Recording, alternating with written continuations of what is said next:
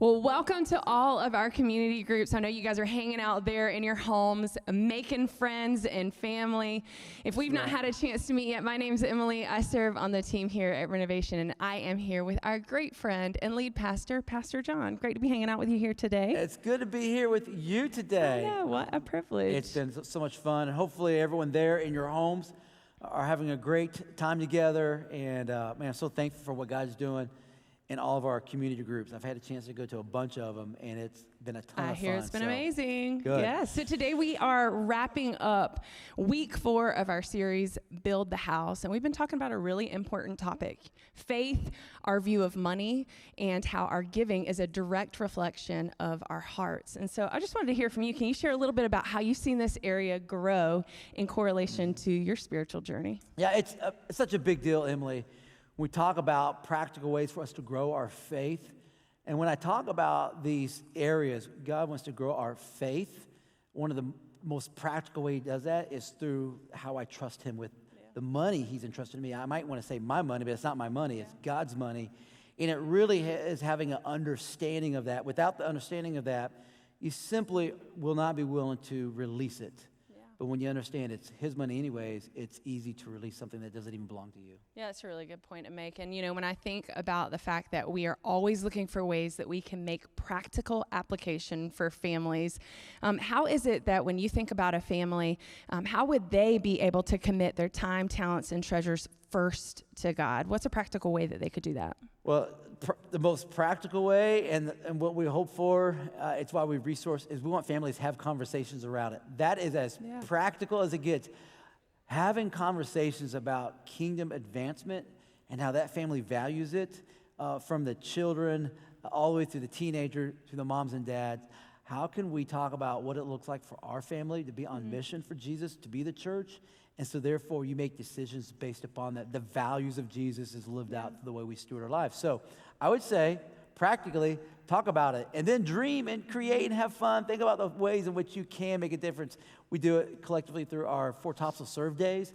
But you don't have to do it just with us. You could do it on your own. And so just imagine the intersection of hope when every family does that. Yeah, I love it too. And the variety. I have 3 daughters, and they're all different ages, but my older 2, like, there's such a cool thing whenever we can talk about how God uses our time, talents, and treasures to make a difference and to see it from their lens. So in today's time, you know, I think about this quote that says, worship is an act of abandonment, the giving up of control to God. And I think about any time that I have personally given up control and made God the first and last priority of my life, what an incredible difference that has made. And so what do you think hangs in the balance of that when we look at us as individuals following Jesus? Well, what hangs in the balance is actually us doing what we've been actually created to do, which is worship God, right? And so abandonment is our willingness to worship.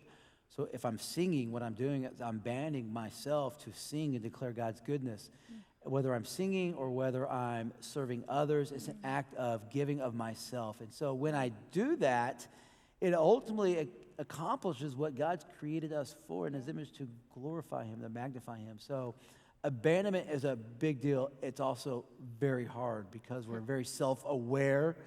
And we get concerned what others are thinking about us. I mean, the thing that keeps most people from worshiping is because they're worried about what everyone else is looking at them.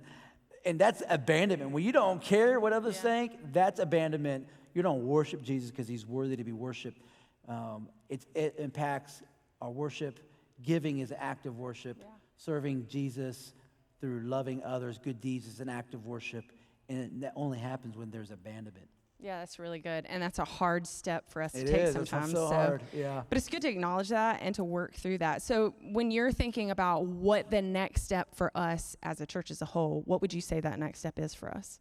Well, I think the next step is for every person to identify what it means for themselves to grow in these areas, because it's all the above. I mean, even Jesus says, give of your tithes, but don't neglect doing what's most important, which is the heart of loving people, caring for people. The tithe is important, but he says don't neglect what's even greater, which is loving people. So I just think that we all can grow and make a commitment. We want to grow in these areas. And if we're growing in these areas, we'll see God do a work in us. And he always does a work through us when he does a work in us. Yeah, I love that we are a church that is passionate about not only growing in our faith, but also being a generous people to be a great reflection of who Jesus is. And so I'm excited that we're talking about this topic in our groups right now. But John, man, we are on the cusp of a very exciting day up Big ahead. Sunday coming up. 8 years of partying I together. know, What is this? It has been incredible. 8 years of just seeing God do incredible things.